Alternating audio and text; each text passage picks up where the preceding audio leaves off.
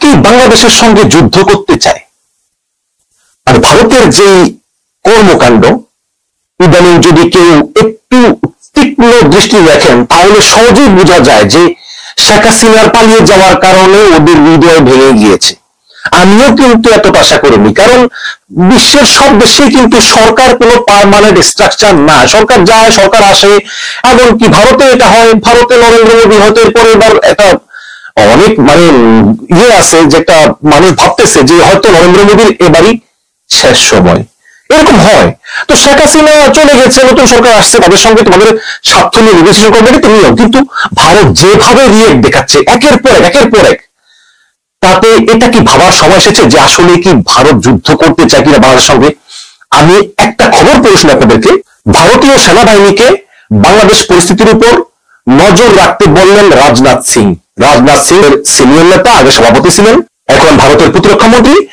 সেই রাজনাথ সিং তিনি Russia, Ukraine, Hamas ও Israel পরিস্থিতির পাশাপাশি বাংলাদেশ পরিস্থিতির উপর নজর রাখতে সশস্ত্র বাহিনীর কর্মকর্তাদেরকে নির্দেশ দিয়েছেন। সেই সঙ্গে তিনি ভারতের শান্তি রক্ষায় সশস্ত্র বাহিনীকে যুদ্ধের জন্য প্রস্তুত থাকতে বলেছেন।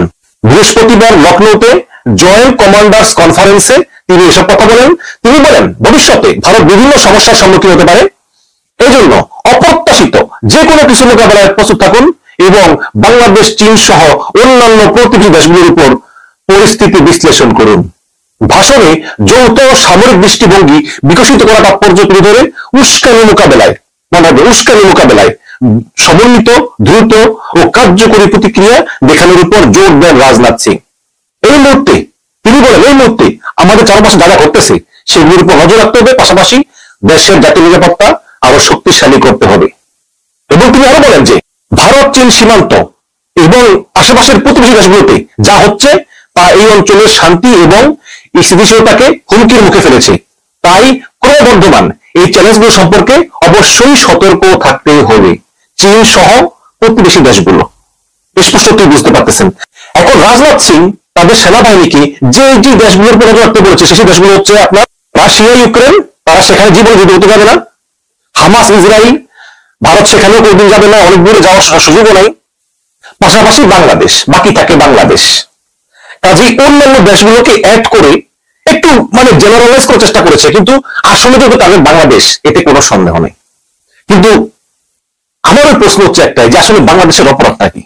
দেখুন, একজন বাংলাদেশ হিসেবে আমি মনে করি ভারতের কোনো ক্ষতি হয় এমন কাজ আমাদের করা উচিত না, এবং ভারতের নিরাপত্তা, ভারতের সার্বভৌমত্ব এগুলোর প্রতি আমাদের সম্মান করা উচিত। অনেকে আমার সঙ্গে বিরোধ করবেন, কিন্তু এটা আমি মনে করি। এবং ইউনূস সরকার সহ ভবিষ্যতে যে সরকারগুলো আসবে কেউই কিন্তু আমি বিশ্বাস করি অন্তত ভারতের নিরাপত্তার প্রতি হুমকি হয় এরকম কোনো কাজ করবে না। এটা আগে সরকারগুলো করেনি। এই আওয়ামী লীগ ছিল যে বিএনপির সময় বিএনপি এগুলো করেছে, কিন্তু এটা একদম মিথ্যা কথা। বিএনপি হয়তো গোয়েন্দা তথ্য ভারতের সঙ্গে আদান প্রদান করেনি, এটা হতে পারে, বাট এর বাইরে কিছু না, কোনো সহযোগিতাও করা হয়নি। আমি মনে করি যে আমরা বাংলাদেশি, আমরা শান্তি চাই, পাশাপাশি আমরা চাই তোমরা ভারত, তোমরাও শান্তি থাকো, মিয়ানমার তোমরাও শান্তি থাকো। আমরা কোনো অশান্তি চাই না। যদি ভারতের সঙ্গে চীনের যুদ্ধ হয় আমরা সেই যুদ্ধের পাক হতে চাই না। যদি পাকিস্তানের সঙ্গে ভারতের যুদ্ধ হয় আমরা সেই যুদ্ধের পাক হতে চাই না। কিন্তু তারপরেও ভারত কেন আমাদের সঙ্গে যুদ্ধ করতে চায়? দর্শক, আমাদের মুক্তিযুদ্ধের উদ্দেশ্যই ছিল সাম্য, মানবিক মর্যাদা, সামাজিক ন্যায় বিচার। এই যে একটা সাম্য তো শুধু মানুষে মানুষেই হয় না, দেশে দেশেও হয়। আমরা সমান অধিকার চাই, আমরা মানবিক মর্যাদা চাই। রাষ্ট্র হিসাবে আরেকটা রাষ্ট্রের কাছ থেকে স্বাধীন রাষ্ট্রের মর্যাদা চাই। সেটা আমরা যদি না পাই তাহলে তো আমাদের এই স্বাধীনতার মূল্য কি? আমরা এতদিন পরে, আজকে হাসিনা 15 বছর ক্ষমতায়, অনেক ইয়াং ছেলেগুলো তো এখন আসলে বুঝতেই পারেন যে স্বাধীন পর রাষ্ট্রনীতি কি। গতকালকে ভারতীয় সংবাদ মাধ্যম পিটিআইতে ডক্টর ইউনূস যে বক্তব্য দিয়েছেন, যে সাক্ষাৎকার দিয়েছেন, সেখানে তিনি বলেছেন যে আওয়ামী লীগ কেউ না করলেই তাকে ইসলামপন্থী বলতে হবে, এই ধারণা থেকে ভারতকে বেরিয়ে আসতে হবে। বাংলাদেশ নিয়ে ভারতের যে কত নেগেটিভ চিন্তা ভাবনা, এবং এই নেগেটিভ চিন্তা ভাবনার ভিত্তি নেই। আপনি ওদেরকে 100 বার বুঝাইলে ওরা বুঝবে না।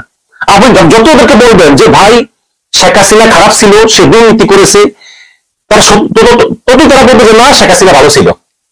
আপনি যতই বলবেন যে এই গণ অভ্যুত্থান ছিল ছাত্র জনতার গণ অভ্যুত্থান, তা ততই বলবে যে না এটা ছিল জঙ্গিবাদদের গণ অভ্যুত্থান।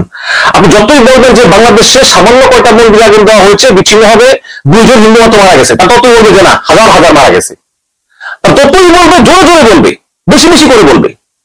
তার মানে এটা তারা উদ্দেশ্য প্রণীত হবেই করতে চায়।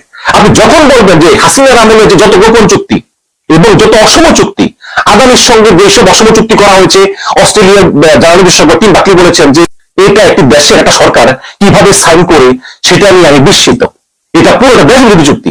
আপনি যখন সেই চুক্তি বিরুদ্ধে কথা বলবেন তখন এটাকে ভারত পছন্দ করবে না, ভারত যুদ্ধ চাইবে। আপনি যখন সীমান্ত হত্যা নিয়ে কথা বলবেন, আপনি দেখেন গত 10-15 বছরে সীমান্তে পাখির মতো মানুষকে গুলি করে মারা হয়েছে, এখনো মারতেছে। কিন্তু এই প্রথম দেখলাম যে কৃষ্ণা রানী মনে হয় সম্ভবত একটা হিন্দু মেয়ে, 14 বছর বয়সে তাকে গুলি করে মেরে ফেলেছে, তাকে গুলি করে মেরে ফেলেছে ভারতীয় বিএসএফ। এই প্রথম বাংলাদেশের পররাষ্ট্র মন্ত্রণালয় থেকে স্ট্রং ভাবে কন্ডেম করা হয়েছে, যে নিন্দা জানায় যে এই ধরনের ঘটনা যাতে না ঘটে এবং এই ঘটনা যারা জড়িত তাদেরকে বিচারের আওতায় আনতে হবে। বাংলাদেশ থেকে স্ট্রং পত্র পাঠানো হয়েছে, এটাও ভারতের পছন্দ না। ওরা পাখির মতো গুলি করে মারবে, আমরা চুপ করে থাকবো। ওরা ট্রানজিট চাইবে, আমরা দিব। ওরা ফ্যামিলির পানি চাইবে, আমরা দিব। আমরা ইলিশ মাছ পাঠাবো, মানে যা যা চাইবে তাই তা দিব, এবং আমরা চুপ করে আরো নির্দেশ পাওয়ার জন্য প্রস্তুত থাকবো। এইরকম হলে আর সমস্যা নেই। যখন এটা না হচ্ছে, যখনই আমরা স্বাধীন দেশ, স্বাধীন মানুষ বলে দিচ্ছি, তখনই সেনাবাহিনীকে বলতেছে যে যুদ্ধ করতে হবে। আমরা বাংলাদেশ স্বাধীন দেশ, আমরা ইচ্ছা করলে যে কোনো দেশের সঙ্গে আমরা সম্পর্ক উন্নয়ন করতে পারি, এটা আমাদের অধিকার। আজকে পাকিস্তানের হাইকমিশনার উনি এসেছেন, উনি ইউনূস সাহেবের সঙ্গে বৈঠক করেছেন, উনি মির্জা ফখরুলের সঙ্গে বৈঠক করেছেন। এটা নিয়ে অনেক সমস্যা, এটা নিয়ে ভারতের গাজর যাচ্ছে। কালকে আমার এক কলিগ তিনি বললেন যে আমি একটা মিডিয়াতে দেখেছি যে বাংলাদেশ এবং পাকিস্তান মিলে নাকি ভারতকে আক্রমণ করবে, এটা সেই ভারতীয় একটা মিডিয়াতে লেখা হয়েছে। আমি বলছি কোন মিডিয়া আমাকে দেখা তো, না ভুলে গিয়েছি আসলে, ওই ফেসবুকে তো যে স্ক্রলে হঠাৎ এসেছে তখন পড়েছি, হিন্দিতে লেখা ছিল যে বাংলাদেশ এবং পাকিস্তান মিলে শীঘ্রই ভারত আক্রমণ করতেছে। এই যে এই ধরনের গুজব, ভারতীয় মিডিয়াগুলি একটা হচ্ছে গুজবের খনি, ভারতীয় মিডিয়া গুজবের খনি, এবং এই ভারত সরকার কিন্তু স্বয়ং এইসব গুজবগুলোকে প্রমোট করতেছে। যতই আমরা বলতেছি যে না আমরা এসবের সঙ্গে জড়িত না, এসব হবে না, তারা তো তুই কনস্পিরেসি থিওরি আবিষ্কার করতেছে। যে এক হচ্ছে বাংলাদেশে প্রচুর হিন্দু নির্যাতন হচ্ছে, যেটা আদতে একদম ডাহা মিথ্যা, যে বাংলাদেশ পাকিস্তান মিলে ভারত আক্রমণ করতেছে, ডাহা মিথ্যা। বাংলাদেশ পাকিস্তানের কাছ থেকে পারমাণবিক অস্ত্র নিবে, এটা আরেকটা প্রোপাগান্ডা। সেভেন সিস্টার সার্বভৌমত্ব নষ্ট করতে বাংলাদেশ, এটা পুরো আরেকটা মিথ্যা কথা। তো এই সব মিথ্যাগুলো ভারত লালন পালন করতেছে। যে মহিলা মানুষের ভোটাধিকার হরণ করে, মানবাধিকার লঙ্ঘন করে 15টা বছর ধরে তোমাদের সহায়তায় ক্ষমতা কুক্ষিগত করে রেখে এই লাস্ট পালিয়ে যাওয়ার 2 সপ্তাহ পর্যন্ত 1000 ছাত্রগণ তাকে খুন করেছে, তাকে আশ্রয় দেওয়াটাও তো হচ্ছে বাংলাদেশ ভারত সম্পর্কের বড় অপমান। তারপরে তোমরা আশ্রয় দিয়েছ, এবং উনি সেখান থেকে বসে সেই 15ই আগস্ট জনতাকে ঐক্যবদ্ধ হতে বলেছে, এবং তার ছেলে আবার বলতেছে ফেসবুকে মায়ের নির্দেশ পালন করতে। এটা জেনে বাইরে চুপ করে থাকবে। তখন ইউনুস মুখ খুললো যে সেই মহিলাকে চুপ থাকতে হবে, তাকে কথা বলতে দেওয়া যাবে না, এটা ভারতের জন্য, আমাদের জন্য, সম্পর্কের জন্য অস্বস্তিকর। এই কথা যখনই বললো তখনই বাংলাদেশ খারাপ হয়ে গেল। আমার কথা হচ্ছে যে আমরা বাংলাদেশ স্বাধীন রাষ্ট্র, এই পৃথিবীর কেউ আমাদের শত্রু না, কেউ আমাদের বন্ধু না। আমাদের স্বার্থ যেখানে, সেখানে আমরা নেগোসিয়েশন করব, আমরা চিন্তা ভাবনা করবো, আমরা সম্পর্কের পুনর্মূল্যায়ন করবো। এতে যদি কেউ মনে করে যে আমরা তাদের সার্বভৌমত্বের প্রতি হুমকি, আমাদের তো কিছু করার নাই। এখন ইউনূস সাহেব ভারতকে অনেক বুঝিয়েছেন, তিনি নরেন্দ্র মোদীকে ফোন করে বলেছেন আপনারা সাংবাদিক পাঠান, আপনারা গুজবে কান দিবেন না, হিন্দু নির্যাতন কিসের নির্যাতন, আপনারা সাংবাদিক পাঠান, প্রতিনিধি পাঠান সরকারের পক্ষ থেকে, তারা সরজমিনে এসে দেখুক কোথায় কোথায় হিন্দু নির্যাতন হচ্ছে। কিন্তু এটা না করে নরেন্দ্র মোদী করলেন কি, নরেন্দ্র মোদী বাইডেনকে ফোন করে বললেন যে বাংলাদেশে হিন্দু নির্যাতন হচ্ছে। যদিও এটা বাইডেন স্বীকার করেনি, কিন্তু প্রিয় দর্শক শ্রোতা, ইতিমধ্যে বাংলাদেশের সব আয়নাঘর বন্ধ করে দেওয়া হয়েছে, এমনটাই মন্তব্য করেছেন ডক্টর মোহাম্মদ ইউনূস। চলুন আমরা বিস্তারিত জেনে আসি। আইন শৃঙ্খলা পরিস্থিতি রক্ষার জন্য, উন্নতির জন্য অন্তর্বর্তী সরকার দিনরাত পরিশ্রম করে যাচ্ছেন, এবং সেটা তিনি পরিশ্রম করে যাবেন এমনটাই উল্লেখ করেছেন। এবং তিনি বলেছেন যে জনগণের জন্য আমি সবসময় কাজ করব, জনগণের সঙ্গে আমি সবসময় থাকব, এবং আমার ভাই বোনরা যারা কষ্ট করছে আমি সবার পাশে থাকব, কারোর বিরোধিতা করব না। আমাদেরকে বেশি বেশি করে সমালোচনা করুন, আমাদেরকে বেশি বেশি করে ভুল ধরিয়ে দিন। আমরা যদি কোনো ভুল করে থাকি অবশ্যই আমাদেরকে বলবেন। অবশ্যই আপনারা আমাদেরকে নিয়ে মানুষের মাঝে বিভিন্ন কথাবার্তা বলেন, আমাদেরকে নিয়ে আপনারা বিভ্রান্ত, আমাদেরকে নিয়ে আপনারা বিভিন্ন কথাবার্তা প্রতিবাদ করেন। যেটা আমাদের ভুল হবে সেটা অবশ্যই আপনারা বলবেন, তা না হলে আমরা শুধরাবো কী করে? প্রিয় দর্শক শ্রোতা, এটা তারা বলেছে।